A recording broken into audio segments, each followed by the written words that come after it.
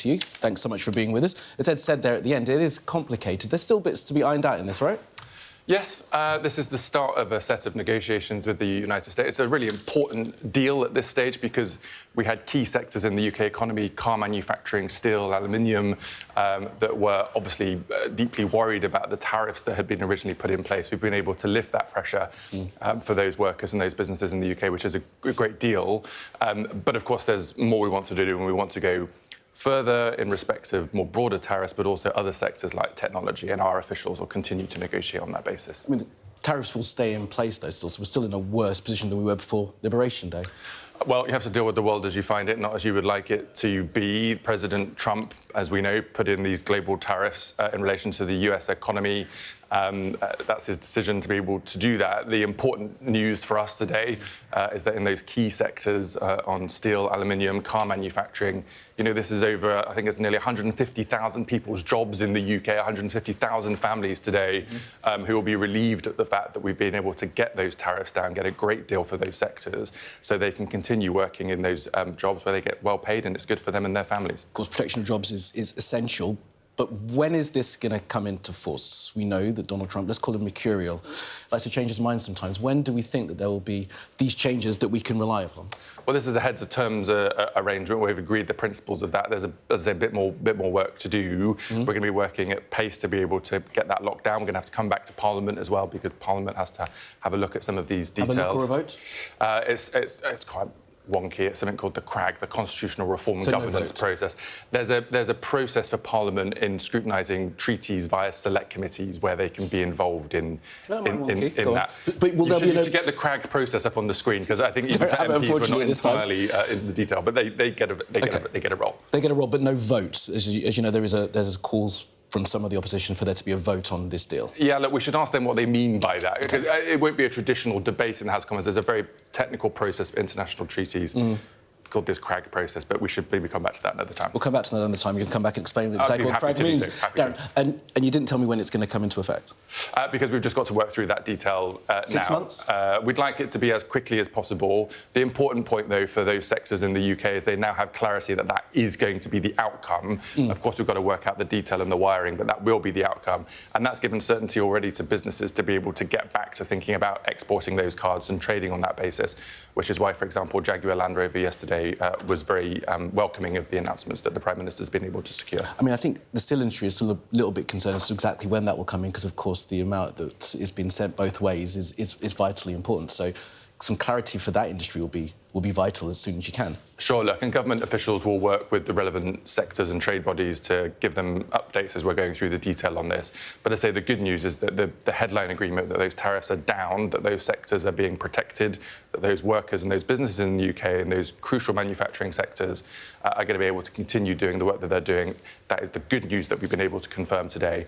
As I say, some of the detail will come shortly, but we'll work at pace to get that sorted. A little bit more detail on agricultural changes. Confirm or not whether or not hormone-treated beef is going to be on sale in the UK in the future? Our food standards stay exactly the same. So where we weren't able to import these types of things in the past, we're not importing them in the future. So we do not need to worry about that. We were very clear that we were not going to be changing our food standards in the UK. It's not something the government wants to do, and it's not something the public wants us to do. We're not going to be doing that. So it was interesting, in the news conference yesterday, Jameson Greer said that, you know, there could be some accommodation for things coming in to make products available to some consumers which aren't currently available. It suggested to me that there would be some negotiation potentially further down the line that some of that hormone-treated beef or chlorinated chicken could come in. We're not changing our food standards. Definitely not happening. No. Definitely not happening. OK, well, we'll wait and see. Talk to us about the film industry, because there was some concern that would be impacted by Donald Trump, and this goes back to his mercurial thing, I guess. Well, look, the creative sectors is a hugely important part of the UK economy. We're probably one of the best countries in the world in terms of the exports of our film, our theatre, our music and our art.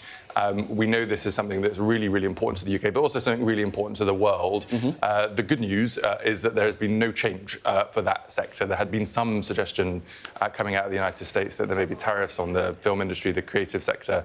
That has not happened. At this point? Sure, and look, we're going to continue making the case for that. That has not happened.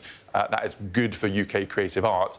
And I think President Trump said yesterday that James Bond has got nothing to worry about, so we'll take that and run with it. Bond doesn't worry about much, but I mean, the rest of the film industry may be slightly concerned. Look, you saw what happened yesterday. You saw this news conference via video call with Sir Keir Starmer in a factory in the West Midlands and Trump in the Oval Office. I mean, some people looked on that and cringed a little bit. It's a bit of pantomime, wasn't it?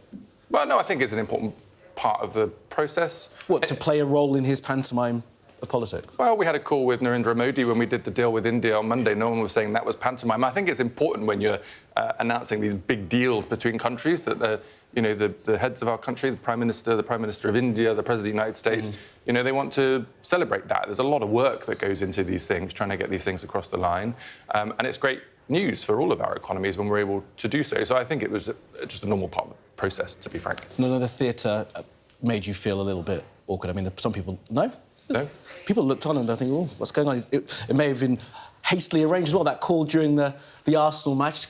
Sir Keir mentioned that again. He wasn't very happy to receive a call from the President as his team's losing. I mean, look, the Prime Minister is very committed to watching Arsenal, but he's also very committed to the country, which is why he was able to come out and get this deal across the line.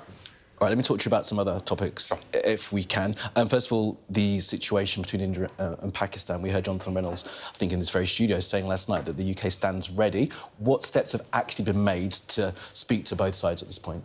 Well, look, the Foreign Office will have been doing the work that it always does in these situations. We have delegations and ambassadors in both countries. And evidently, our position is that we want to make sure that that this is deconflicted, that the escalation is dialed down. No one wants another conflict in another part of the world. This never works in anyone's interests. Of course, India and Pakistan are independent countries and they will make their own decisions, but in the same way that the UK government and our Foreign Office officials try to support peace and peaceful processes in other parts of the world, whether it's Ukraine, Middle East, or now in India and Pakistan, look, we'll continue to make that case and offer any help that we can. Is there nervousness? Is there fear that it just seems to be ratcheting up? Neither side seems willing at this point to back down. In fact, both sides seem to say that if you attack us, we will attack you back, and that only leads in one direction. Yeah, look, this is never great, right? And it's in the interests, I think, of everybody involved, but also for the global economy and for geopolitics, that we live in a world of peace and not conflict. Unfortunately, we're in a period now where conflict is more frequent than it has been in the past, and so we should all be doing whatever we can to try to reduce that, and we'll do our best to help that along the way. A final question for you on what's happening in Moscow today in the wider Ukraine war. There's been some concern, some fear that the Ukrainians may well try and target these Victory Day celebrations in Red Square. Would that be a legitimate military target, do you think, for the Ukrainians to strike? Look, it's not for me to comment on legitimate or illegitimate military targets, but evidently, much like in our conversation with India and Pakistan, we're applying a lot of pressure on President Putin around this illegal invasion, that it needs to come to an end. We're working with President Trump and our allies. You've seen the Prime Minister lean into this very significantly since we've come into government, to provide that global leadership to try to bring peace in Ukraine, and we just want to make sure that everybody's pointing in the same direction on that. Okay, Darren Jones, we appreciate your time this morning. Thanks for being with us.